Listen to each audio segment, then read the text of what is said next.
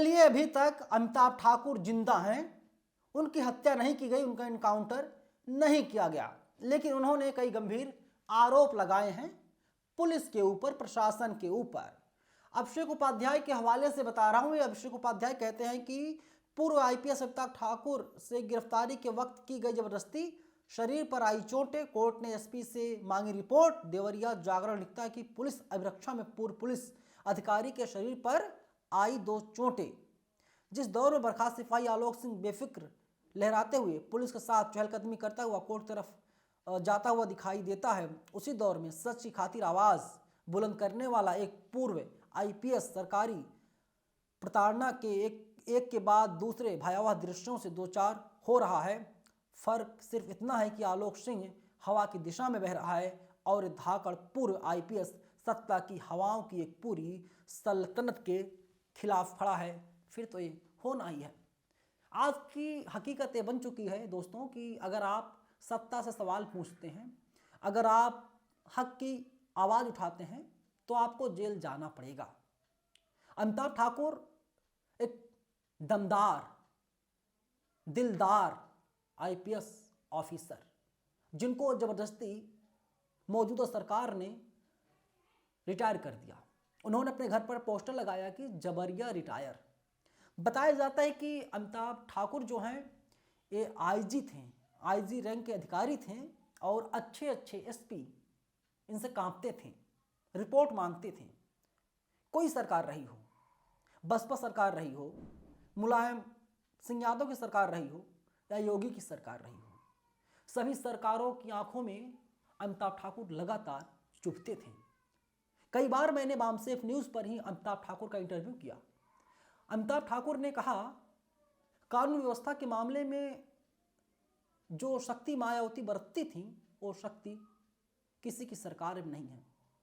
मेरे इंटरव्यू में कहा था अमिताभ ठाकुर ने, ये जो मौजूदा सरकार है, यहाँ पर पुलिस का राज चल रहा है, सरकार बेदम दिखाई दे रही है, पुलिस जो चाहती है वो करती है। 1999 का कोई मामला था, लगभग 25-26 साल गुजर गए और उस मामले में अमिताभ ठाकुर को आरोपी बनाया गया। अमिताभ ठाकुर जब दिल्ली आ रहे थे, ट्रेन में थे, इसके बाद उनको ट्रेन से गिरफ्तार कर लिया जाता है। पहले खबर आती है कि अमिताभ ठाकुर को किडनैप कर लिया गया है, बाद में जो है पुलिस बयान जारी करती है और इसके बाद कह दिया जाता है कि अमिताभ ठाकुर को उसी मामले में गिरफ्तार किया गया है और इसको लेकर के लगातार हंगामा मचा हुआ है। तो अब लोग सवाल यही कर रहे हैं कि बताइए, अमिताभ ठाकुर एक सीनियर आईपीएस ऑफिसर हैं और उनको इस तरीके से गिरफ्तार किया गया, उनके ट्विटर अकाउंट को डीएक्टिवेट करवा दिया गया, उनकी जो पत्नी हैं नूतन ठाकुर, उनके ट्विटर अकाउंट को भी डीएक्टिवेट कर दिया गया और दिखाई दे रहा है कि अकाउंट जो है एग्जिस्ट ही नहीं करता, मतलब अकाउंट अब है ही नहीं। तो क्या इसके मतलब हैं, इसके क्या मायने निकाले जाएं? मैं बातें बहुत धीरे धीरे बोल रहा हूँ क्योंकि आप लोग सोचिए ज़रा, अगर मैं हवाई बातें करता, चिल्ला के बात करता, चीख के बात करता, शायद आपके जहन में, आपके दिल में ये सारी बातें नहीं उतरती। सोचिए आप, अमिताभ ठाकुर का कसूर क्या है? अमिताभ ठाकुर तो यही कह रहे हैं ना, जो सिरप कांड हुआ है, सिरप जो घोटाला हुआ है, जिसमें तमाम दिग्गजों के नाम सामने आ रहे हैं, एक जाति विशेष वर्ग से आते हैं, उनके ऊपर आप लोग कानूनी कार्रवाई क्यों नहीं कर रहे हैं? आप उनको जेल क्यों नहीं भेज रहे हैं?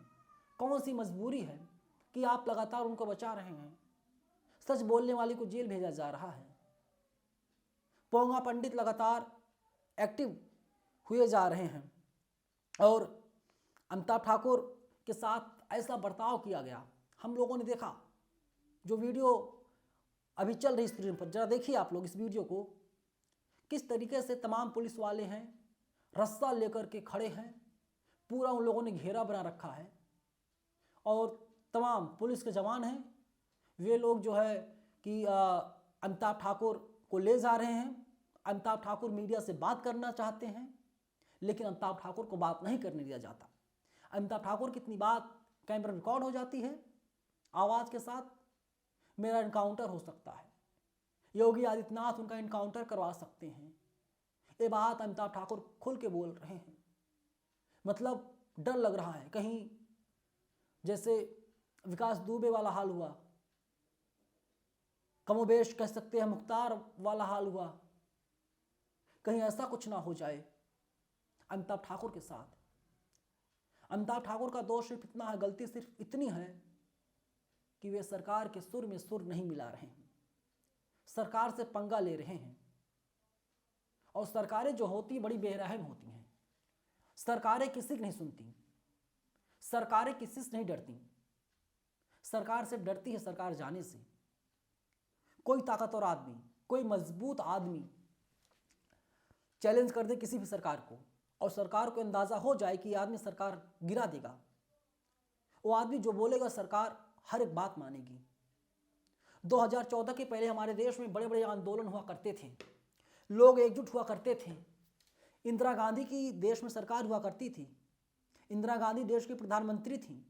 इंदिरा गांधी के खिलाफ बिहार से जयप्रकाश नारायण ने बिगुल फूंक दिया, और जेपी का आंदोलन इतना मजबूत हुआ, इंदिरा गांधी सत्ता से चली गई, सत्ता से हट गई। नरेंद्र मोदी जानते हैं कि कौन सी आग कब भड़क जाए, कौन सी चिंगारी कब ज्वाला का रूप ले ले, कुछ पता नहीं है, इसलिए आंदोलन होने ही ना दो। अभी आपने देखा उदित राज जो हैं 26 नवंबर को एक आंदोलन करना चाह रहे थे, अपनी बात को रखना चाह रहे थे रामलीला मैदान में, परमिशन नहीं दी गई, परमिशन को रद्द कर दिया गया। अलग अलग तरीकों से दिल्ली में ही उनको परेशान किया गया, अपनी आवाज़ को नहीं रख पाए। मतलब आप सत्ता का विरोध तो किसी भी कीमत पर कर ही नहीं सकते।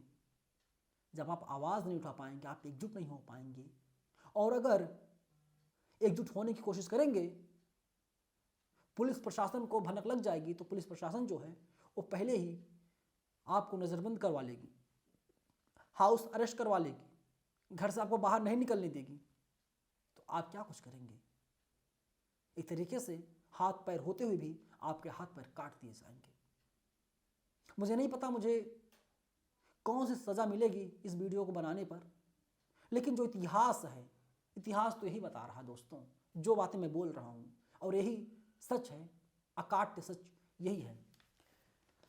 खबरें यहाँ तक आ रही हैं कि नूतन ठाकुर जो हैं वो लगातार मिलने की कोशिश कर रही हैं अपने पति से, नहीं मिल पा रही हैं, जेल भेज दिया गया है। और एक वक्त था दोस्तों जब सरकार थी समाजवादी पार्टी की, मुलायम सिंह यादव फ़ोन किया करते थे अमिताभ ठाकुर को, अपने लहजे में समझाया करते थे, अभी वक्त है, नौकरी करनी है ना। मतलब तब भी जब सपा की सरकार थी, तब भी सरकार की आंखों में अमिताभ ठाकुर चुभते थे, अभी जिंदा हैं। एक बड़ी खबर है, क्योंकि उनके मुताबिक जो हैं जिंदा होना ही काफ़ी है। वहीं अशरफ हुसैन कहते हैं इस सरकार में मुखालिफत की जगह नहीं है। मैं अमिताभ ठाकुर की नहीं, फिलहाल संजीव भट्ट की बात कर रहा हूँ। आज की खबर पढ़े, सुप्रीम कोर्ट ने पूर्व आईपीएस संजीव भट्ट की सज़ा को सस्पेंड कर जमानत दिए जाने की याचिका खारिज कर दी। उन्हें 20 साल की सज़ा को निलंबित करने की मांग की थी, मतलब सज़ा मिली थी 20 साल की, उन्होंने निलंबित करने की मांग की थी। संजीव भट्ट को शायद अब सभी भूल चुके हैं। संजीव भट्ट आईपीएस ऑफिसर थे, कोई नहीं याद रख रहा है। जो लोग सत्ता की मलाई चाट रहे हैं वे लोग मस्त मौला हैं, वे लोग खुलेआम खुले आसमान में जिंदगी जी रहे हैं। लेकिन जो सत्ता से टकरा रहा है उसके साथ ऐसा बर्ताव हो रहा है, वो कहीं का ना रहे, ना घर का रहे, ना घाट का रहे। अंदर की बात को संजीव भट्ट भी जानते हैं, अमिताभ ठाकुर भी जानते हैं। एक ब्राह्मण है तो एक ठाकुर है। अपने ही लोग सरकार को चैलेंज कर रहे हैं, क्योंकि आप लोग जानते हैं कि भारत जो है एक जाति प्रधान देश है, और इस जाति प्रधान देश में अमिताभ ठाकुर के साथ और क्या कुछ होगा आई डोंट नो, किसी को नहीं पता।